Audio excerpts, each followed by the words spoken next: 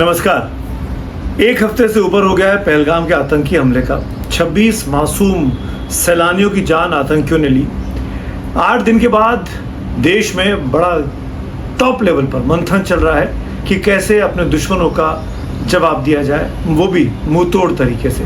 प्रधानमंत्री खुद तमाम मीटिंग्स की अध्यक्षता कर रहे हैं। वो तमाम खबरें आप लगातार देख भी रहे हैं, हम आपको बता भी रहे हैं कि क्या कुछ कश्मीर में कूटनीतिक से लेकर रणनीतिक और रणनीतिक से लेकर सामरिक लेवल पर भारत का रिस्पॉन्स होने वाला है। लेकिन इस बीच में जब पूरे देश को एक होना चाहिए इस बहुत अहम मामले पर, जब देश का दुश्मन आपके सामने खड़ा हो, पाकिस्तान की तरफ से ये नापाक हरकत हुई हो, ऐसे में शुरू में तो लगा पहले दिन 22 और 23 अप्रैल की बात है जब ये हमला हुआ कि पूरा देश एक साथ है। विपक्षी पार्टियों ने बहुत ही मैच्योरिटी दिखाई एक तरीके से इस पूरे मामले पर रिस्पॉन्स करने में। लेकिन आज जब मैं 30 अप्रैल को ये वीडियो रिकॉर्ड कर रहा हूँ, इस घटना का 8वां दिन है और 7 दिन बाद यानी कल 29 अप्रैल को एक कांग्रेस पार्टी के ऑफिशियल हैंडल से एक ट्वीट हुआ। आज का वीडियो दरअसल मैं उसी पे करना चाहता हूँ।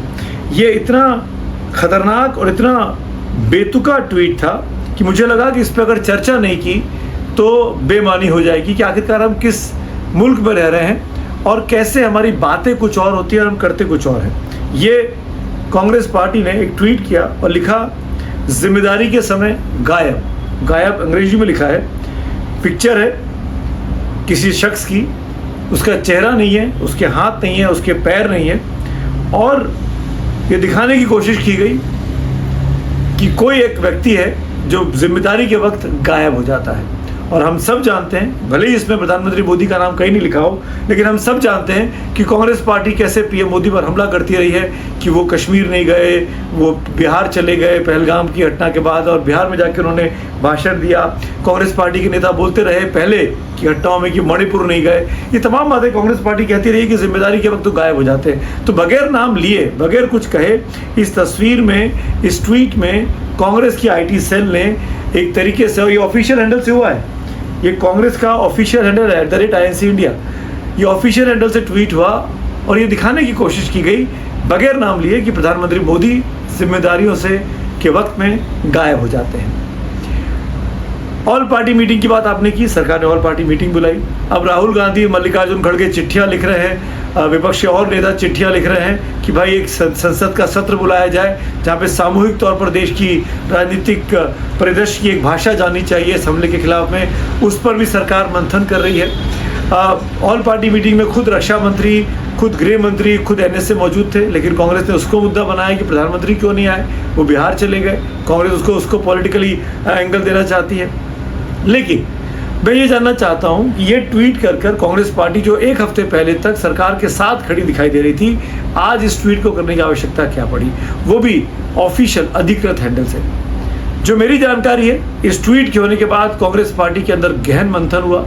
कांग्रेस पार्टी में चिंता की बात हुई कि आखिरकार ये पार्टी की जो ऑफिशियल लाइन थी, 24 अप्रैल को जो कांग्रेस कार्य समिति की बैठक हुई, कांग्रेस की सबसे बड़ी बॉडी, जिसमें कहा गया कि हम आतंकवादी हमले के खिलाफ है। इस वक्त में जो तमाम लोग घायल हुए हैं उनका इलाज होना चाहिए, जिन लोगों ने अपनों को खो दिया है उनको सांत्वना मिलनी चाहिए, ढांढस मिलनी चाहिए, उनका एक तरीके से रिहैबिलिटेशन होना चाहिए, और फिर जो कमियां रहीं, ये हमला क्यों हुआ, कहाँ चूक हुई, उस पर भी चर्चा होनी चाहिए। तो जो कांग्रेस का ऑफिशियल स्टैंड था उससे अलग होकर ये इस तरह का ट्वीट करने पर कांग्रेस पार्टी के अंदर ज़बरदस्त बहस चल रही है अंदरूनी तौर पर। इस ट्वीट को हटाने की बात हो रही है, हो सकता है अब तक हटा भी दिया गया हो। मैं ये इसलिए कह रहा हूँ तमाम बातों को कि कांग्रेस ने 7 दिनों के अंदर दरअसल वही काम किया जिसके लिए कांग्रेस बदनाम है। पुलवामा के बाद यही हुआ कि आप हमको सर ला के दिखाइए कितने आपने मार दिए। जब आपने बालाकोट में स्ट्राइक की कि हवा में स्ट्राइक कर दी, खाली जगहों पर जाके बम गिरा दिए। ये काम विपक्षी पार्टियों का नहीं है कि जब आप इस तरह की बयानबाजी, इस तरह के मीम्स, इस तरह के ट्वीट डालें जो दुश्मन को हौसला बढ़ाए। और यही हुआ, कांग्रेस पार्टी के इस ट्वीट के बाद पाकिस्तान ने उसको हाथों हाथ ले लिया और पाकिस्तान एक तरीके से बीजेपी को मुद्दा मिल गया। बीजेपी इसको सरतन से जुदा का जो नारा था वो जोड़ के देखने लगी, लश्कर कांग्रेस बोलने लगी, लश्कर पाकिस्तान के बदले लश्कर कांग्रेस हो गई है। तो ये तमाम चीज़ें हैं कांग्रेस के इस कृत्य की वजह से बीते 7 दिनों में जो एकता दिखाई दे रही थी पूरी राजनीतिक पार्टियों के बीच में, वो तार-तार हो गई। इन सब के बीच में असदुद्दीन ओवैसी ने कितना अच्छा बयान दिया, उसकी जमकर तारीफ हो रही है। वो ओवैसी जो बीजेपी की मुखालफत करते हैं, लेकिन वो लगातार इस बात को कह रहे हैं कि ये वक्त है पाकिस्तान को मुंहतोड़ जवाब देने का। तो वो विपक्ष के नेता हैं, पर वो उनकी लाइन बिल्कुल अलग है। उमर अब्दुल्ला ने कितना अच्छा भाषण दिया जम्मू कश्मीर विधानसभा में, वो केंद्र के साथ खड़े रहे। हम जानते हैं राष्ट्र और राष्ट्र की सरकार, ये दो अलग अलग चीज़ें हैं। ऐसे वक्त में जब 6-7 दिन 8 दिन हुए इस हमले के, तो आपको वो हर काम करना चाहिए जिसमें आप सरकार के साथ मजबूती के साथ खड़े रहें, ताकि दुश्मन को किसी भी तरह का मौका ना मिले। राजनीति करने के लिए पूरा वक्त बाकी है, अभी तो कोई चुनाव नहीं हो रहे। कांग्रेस पार्टी बिहार का चुनाव भी 6 महीने दूरी पर है, वो भी कांग्रेस पार्टी तो वहाँ पे 4थे नंबर की पार्टी है, और चुनाव भी बहुत दूर है। फिर ये इस तरह का ट्वीट कर किस तरह की राजनीति करने की कोशिश कांग्रेस के नेताओं ने की, मुझे नहीं पता, पर ये बैड टेस्ट में था। ऐसे एक और पोस्टर आज चर्चा में है अखिलेश यादव का, उसका भी मैं चर्चा करना चाहता हूँ क्योंकि मैं पोस्टर्स की बात कर रहा हूँ। अखिलेश यादव ने पहलगाम के मामले पर जो किया, उसके आगे बढ़कर आज उन्होंने एक पोस्टर उनके किसी समर्थक ने जारी कर दिया है, जिसमें आधी तस्वीर अखिलेश की है, आधी तस्वीर बाबा साहब अम्बेडकर की है। आप क्या कहना चाहते हैं कि अखिलेश बाबा साहब अम्बेडकर के उत्तराधिकारी हैं? ये बाबा साहब अम्बेडकर भी आगे बोल देंगे ना, तो ये ऐसे हजम नहीं होने वाला, क्योंकि हम सब जानते हैं कि अखिलेश यादव के वक्त में या समाजवादी पार्टी की सरकार में दलितों के साथ क्या जातियाँ होती थी, क्यों दलितों ने सपा के साथ कभी भी अपनी पीछे लामबंदी नहीं की और वो बसपा के पीछे रहे। यूपी की राजनीति में बीते 30 साल 40 साल की राजनीति आप देखेंगे तो आपको समझ में आएगा कि ये पोस्टर बना देने से, अपने आप को बाबा साहब अम्बेडकर के साथ खड़ा कर देने से अखिलेश यादव ने भी एक तरीके से कांग्रेस की तरह फिर सेल्फ गोल कर लिया है। वो सेल्फ गोल जो कि पीडीए के नारे को लेकर अखिलेश यादव निकले हैं। पिछड़ा दलित अल्पसंख्यक की बात करते हैं, उनको लग रहा था कि दलित उनके साथ आएंगे, दलित ओबीसी, दलित मायावती का वोटर, दलित जाटव वोटर, लेकिन बाबा साहब अम्बेडकर के साथ अपनी तस्वीर लगाना, फिर उस तस्वीर को अखिलेश के द्वारा रिसीव करना, एक कार्यकर्ता के द्वारा जो गिफ्ट की गई वो अखिलेश ने ली। ये तमाम चीज़ें दिखा रही हैं कि आपकी लड़ाई दरअसल कहाँ है। आप दलितों के बड़े नेता बनना चाहते हैं, आपको लग रहा है कि एक वैक्यूम हो गया है मायावती की पार्टी के डिसइंटीग्रेशन के बाद या कमज़ोर होने के बाद, तो आप दलितों को अपने साथ ला सकते हैं। आप लाइए, आप उसके लिए भरपूर प्रयास करिए, आपको जो करना करिए।